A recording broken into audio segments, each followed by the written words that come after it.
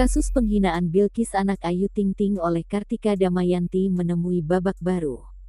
Pihak Kartika Damayanti baru saja mengadukan orang tua Ayu Ting Ting, Abdul Rozak dan Umi Kalsum ke Komisi Perlindungan Anak Indonesia (KPAI) pada Selasa, tanggal 9 November tahun 2021. Hal itu berkaitan dengan kedatangan Abdul Rozak dan Umi Kalsum ke Bojonegoro beberapa waktu lalu.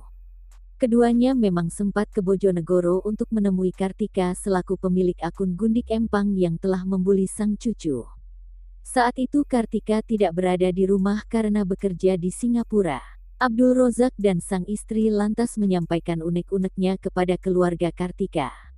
Diduga ucapan keduanya saat berada di Bojonegoro itu berdampak bagi anak Kartika yang berusia 12 tahun. Pihak Kartika kemudian mengadukan Abdul Rozak dan Umi Kalsum ke KPAI. Pitra menilai anak Kartika seharusnya tidak dilibatkan dalam permasalahan ibunya dengan Ayu Ting Ting. Ia pun membeberkan sejumlah dampak yang dialami anak Kartika, mulai dari sakit hingga mengurung diri.